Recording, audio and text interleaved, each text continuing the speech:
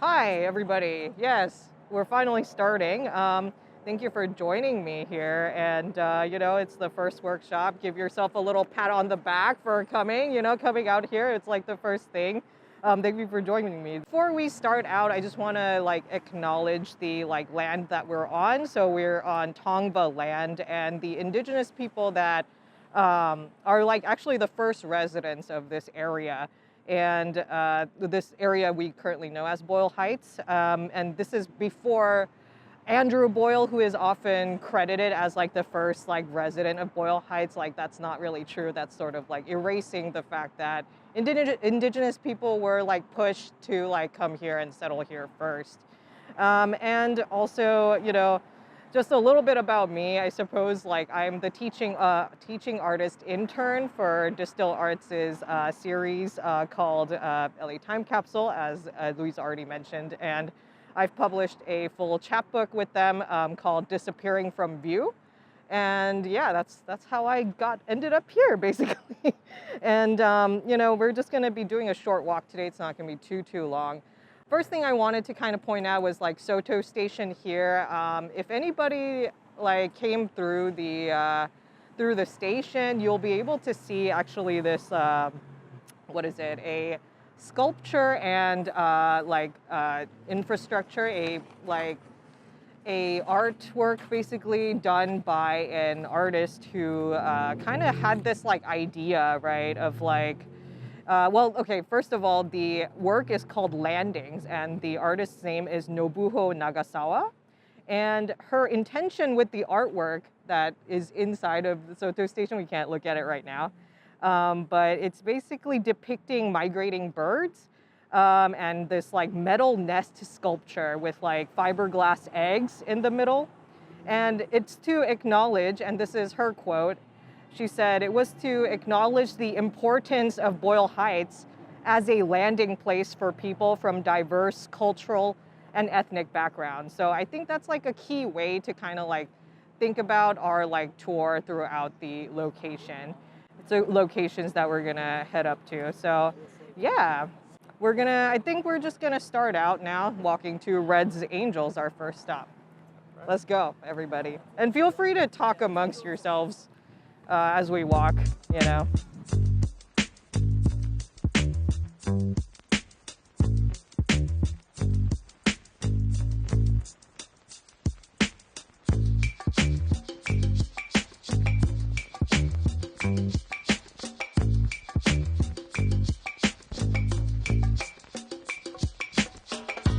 Shout outs to the stanchion coming up.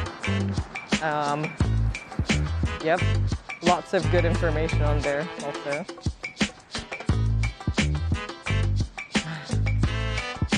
Yes, stanchion, pretty cool. Shout outs.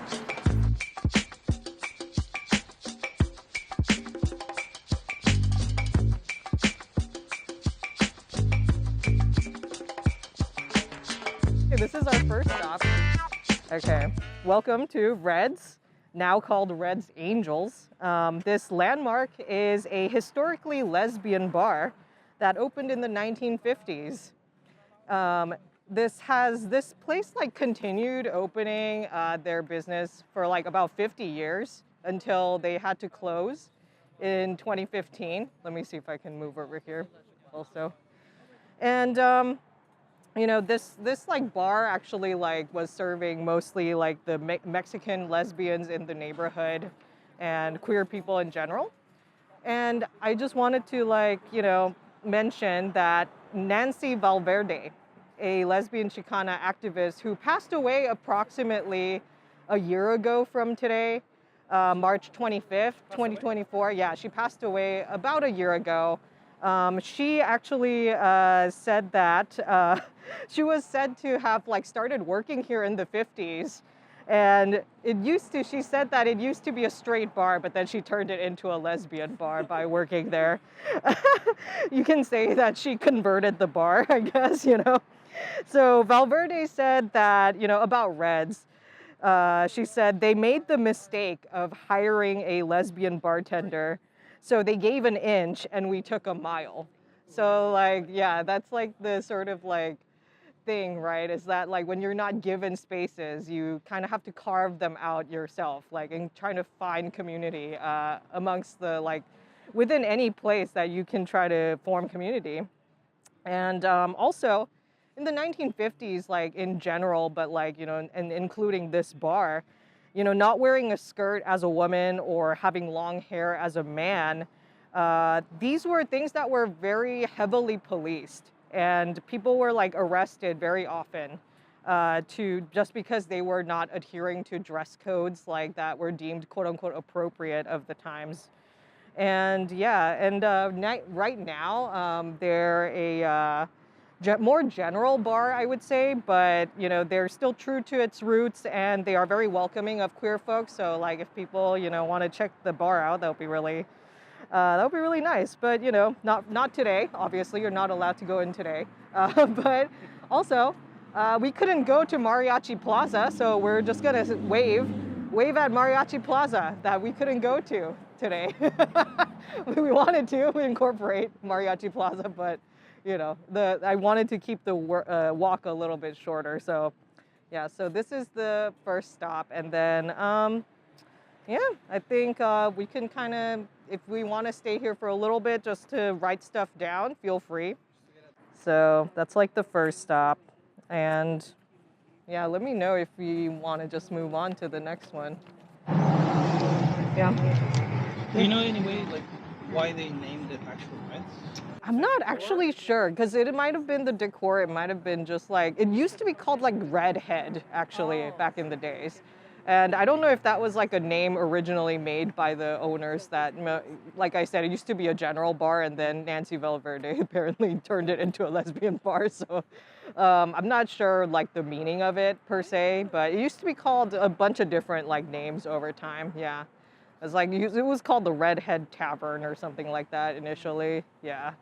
So, you know, it's a cool little bit of history for sure that I didn't know about either. So, you know, okay. All right, we can move on to the next stop now if we want. Yeah, back this way and up the street here.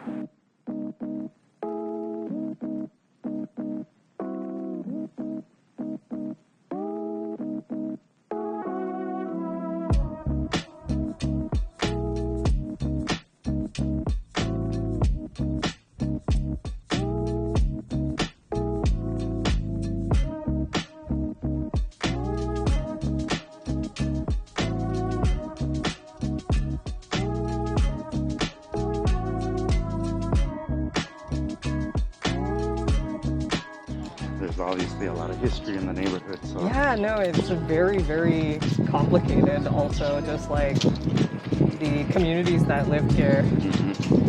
It sounded like mostly like they were almost like forced to be because of like being pushed out of like other places. yeah. And then like the work and stuff.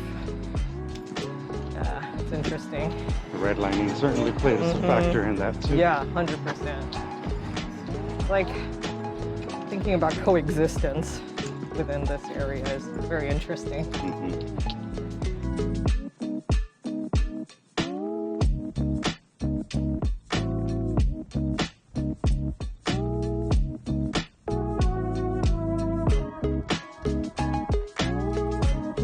Don't run us over. Oh, shout outs to the dog. Wow, wow.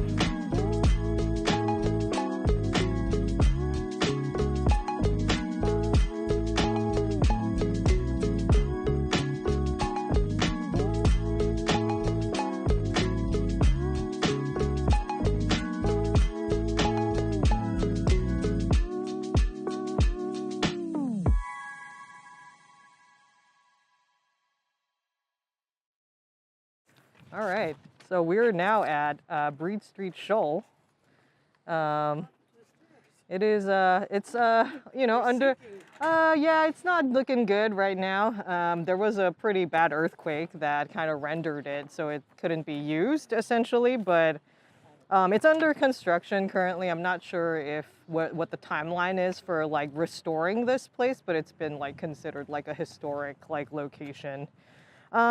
Breed Street Shoal once held the title of being the largest synagogue west of Chicago, and it was also known as the Congregation Talmud Torah. And it represents like, you know, a part of like Boyle Heights past, especially of a time when the Jewish population of the city was about like 40% at the time, like a long time ago, in the first half of the 20th century. And this location was considered the queen of the shoals. So it was like the big one in the area, basically. But it was just like one of over 30 Orthodox Jewish synagogues that were in the area, actually. So there were a lot more than just this one long time ago. And like I said, there was an earthquake in 1987 that made it, you know, like rendered it kind of not fit to use. As you can see, there's like a lot of like deterioration, yeah. Don't get too close to it, might, you know, don't like, you know, breathe on it or something, you know. But, you know, like, it's interesting because, like, you know, the shift in the population of this area is, like, very interesting as time goes on because, you know, in the first half, like the early 1900s, Jewish people were also not considered white. So they were like living in this area, and then like as time passed on, the definitions of race changed. So then like Jewish people were being like considered white later on, and so they like were able to like move out of like this area and like go to like Fairfax and things like that with like opportunities for like being able to take out loans now, like because they were now suddenly white, you know, like the things about race, like they just changed because of like the way they're defining it by the law. And yeah, so that's like an interesting tidbit of like, maybe if you're wondering why there's not a bigger Jewish population in the area, that's like partially the reason. Yeah, yeah, so it's very interesting because like, yeah, I didn't know about this either. The fact that there was like a big Jewish population. It's something to think about in terms of like the presence of like immigrants, especially in this area. Like I said, like the landing spot, right? Like, yeah, like the piece by Nagasawa. But, you know, take a moment to maybe like notice like, you know, some of the structures, or if you have like, you know, any other like thoughts you want to take down as we're just like kind of here. Because we're gonna go to the, well, not the next stop, like technically, but we're gonna pass by a little mural also once we're like ready, if people need time to like write things down. But yeah, it's a really cool little spot. Too bad it's under disarray right now though, like I don't know when they're finishing construction. It hasn't looked like this since that earthquake, though, right? This was like. I don't know. I feel like after that, they kind of just left it alone, essentially, like, from what I understand. But yeah, I don't know. And it was also way more tagged up. There were photos of it, of this area, if this like location being basically abandoned, tagged up, people were occupying it and things like that. So it has gone through a lot of changes, but they're gonna try to restore it, I think, as a historical location and potentially a community center. I think that was like the bigger vision for this location, but who knows when that will actually happen, right? Maybe we'll come back once it does happen, like, you know, a little follow-up. Okay. All right, let's move on now, I think. Yeah, we're gonna walk this way. We're gonna pass by a mural that we'll briefly talk about. Yeah. I think you said that that's the main reason that there's no big Jewish population. Yeah. What's the reason? Oh yeah. So like basically the definition of race started changing. So in the early 1900s, Jewish people were not considered white. And then later on, so like as time went on, Black people and like other people started like migrating into these areas. And then they started changing the definitions of race, and then suddenly Jewish people were considered white over time. And then so they were given like opportunities, I suppose, to get like loans in other locations, and they were kind of like leaving this area over time. Yeah, to like other places, quote unquote. Yeah. Yeah, like Fairfax and things like that.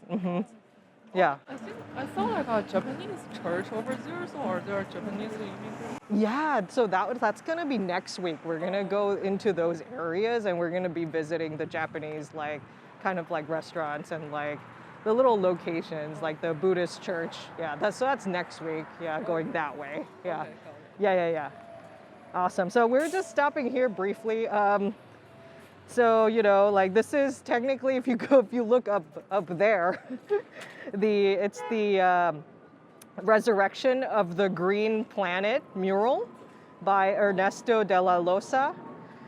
It's not the main mural stop we're going to be making, but it's been here since 1991, and it's not this mural. It's not this bit. It's like the above it. It's behind. And yeah, it's like I didn't really prepare a big thing for this one just because we have a main stop we want to make, but just like consider maybe like the way it's like painted over, right? Like people already like painted over it.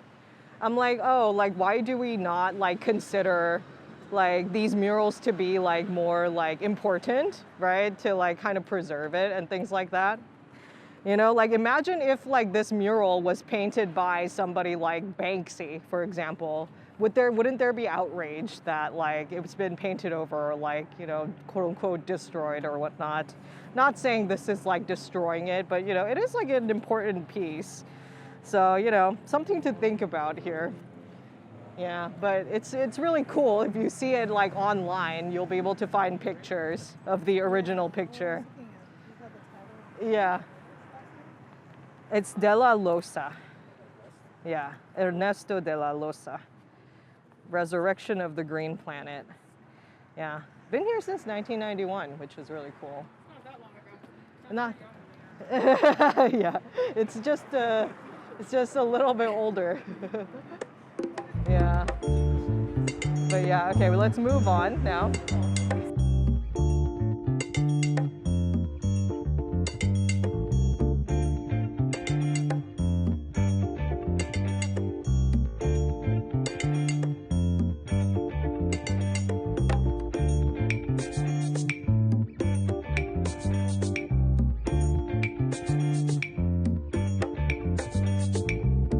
So for the zine, are people also allowed to like submit like drawings and stuff? Yeah. Okay, that's really cool. Any type of visual art. Okay.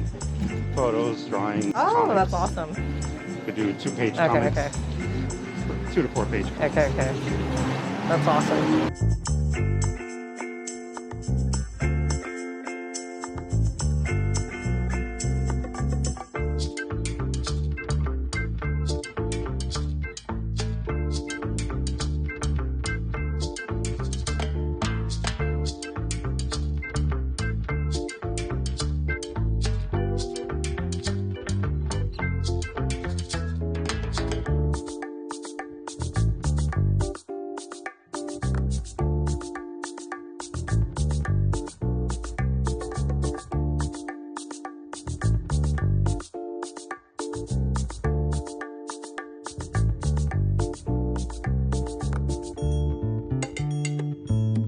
Yeah, this is El Corrido de Boyle Heights. This is our last stop before we head back to Soto Station. This mural here, El Corrido de Boyle Heights, was painted in 1983. And this is one of the murals by the East Los Streetscapers, a muralist art collective and fine art studio that emerged from the Chicano mural art movement of the 1960s and 1970s. The mural shows local musician Margarito Gutierrez playing a fiddle, while El Piporo, a famous Mexican actor, singer, and songwriter, plays an accordion. I don't know if you can see that. There's like this, and then he's been tagged up, but he's up there too. And I think like it's like kind of hard to see the full picture, so you might have to like look it up online, like the actual like mural, unfortunately. But yeah, I think it's like a really cool like visual representation of like what the artist wanted to see in like the neighborhoods that he was like living in, essentially. You know, just consider the fact that like murals are like a public piece that everybody's allowed to enjoy. That already says like a lot about the intentions of like what the artwork is meant to do. One of the members of the East Los Streetscapers, Wayne Healy, said of the murals that they painted, and this is the quote they said, which was, "I wanted people to look at the mural and think of it as a mirror. They would see themselves in it and feel good about themselves." So like that's sort of like the intention behind like these like murals that we saw over there and here. Like it's because of the fact that a lot of these artists were not able to break through into like actual spaces, quote unquote, of art, right? Like museums and things like that. They were gate-kept from actually going to exhibits and things like that with their works. So there's a reason why a lot of the like works here are like outdoors and for the public, you know, and like there's like an element of accessibility there for people to be able to enjoy art without having to go to museums and things like that. Also just being locked out of opportunities in general due to racism. You know, like take a look at like what you see. I think like it's interesting that it's been tagged over, like I said, like I feel like it has like, I don't know, there's just something to be said about that, right? Things being like tagged over when it's like an important part of like history of like the neighborhood. Just something to think about. And then I think if we're all ready, we can head back to Soto Station to do our writing. Is this the artist related to the other one? No, this is by the... Kind of color. So this is like a group work sort of projects. It's by the God, I can't say their name very well, but East Los Streetscapers. Yeah, so they did it together as a collective. Yeah. I see a lot of similarities. Yeah. It's like the sort of, I think like at the time, maybe like the art styles were kind of like similar. Yeah, but yeah. So this one was painted in 1983. Yes, hold on, give me a second. Is this the original color or someone's? I think it is the original color, but if you look at pictures online, they're a little bit fresher looking because it's been like years. Yeah. This is really colorful. Yeah, it is. Yeah, it's very colorful. It's very full. Also, it like fills the space. So, you know, I like this mural because of how much space it takes up. Also, yeah. Because I'm like, yeah, take up space. It's your neighborhood. Okay. Shout outs to King Taco. Yes. Okay. All right, we can head back to Soto Station now, I think. People are chill with that.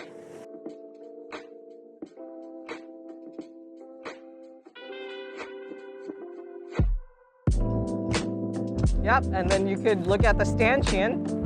Shout outs to the stanchion. Parts of it you might not be able to read, but you know.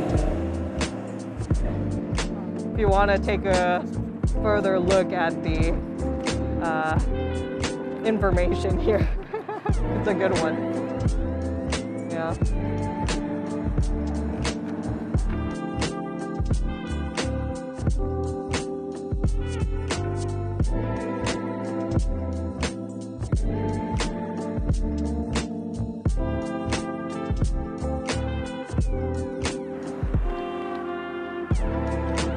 Shout outs to the stanchion again.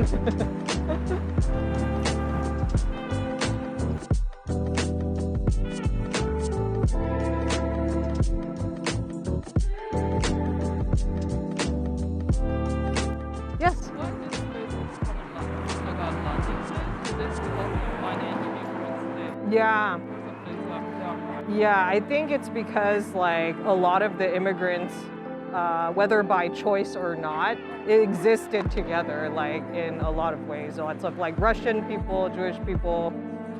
Yeah, like like it's like the place that so many communities have like existed at some point in time. Yeah, yeah. And it's like partially due to like people coming to find work, right? Like in this area and things like that. Mostly also like a lot of communities were like not being accepted, you know, for loans and properties in other places also. So this was the place people were able to at least like live their lives. Yeah. Like Monterey Park? Yeah. Oh, yeah, okay. I think similar.